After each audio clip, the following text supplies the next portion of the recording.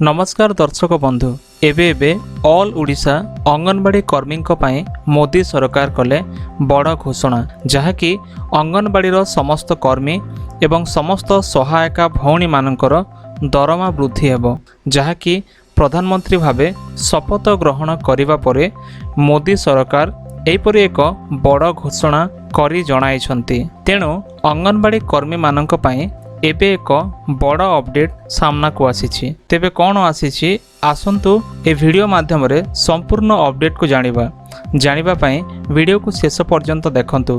ता सहित वीडियो को लाइक करंतु। चैनल को सब्सक्राइब करनथिले एबे सब्सक्राइब करी पाखरे थिबा बेल आइकन को दबाई रखंतु।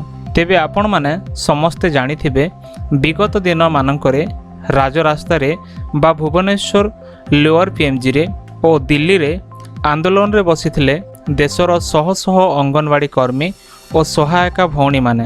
तेणु एही आंदोलन को दृष्टि रे रखी सरकार किछिटा दरमा सेमानकर वृद्धि करिथिले।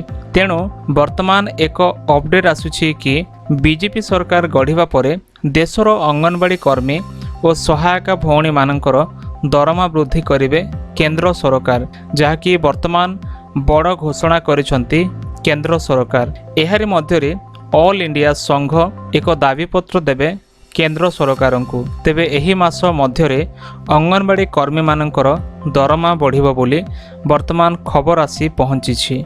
आ एपटे ओडिशा रे बीजेपी सरकार देथिबा प्रतिश्रुति बहुत शीघ्र पूरण हेबाकू जाउछि, जहाँकि अंगनवाड़ी कर्मी और सहायिका भौणी मानकर दरमा बहुत शीघ्र बढ़िबाकू जाउछि। तेणु सूचना मिलिथिबा मुताबक अंगनवाड़ी कर्मींकर दरमा 12,000 टंका हेबा सह सहायिका भौणी मानकर दरमा 8,000 टंका हेबो।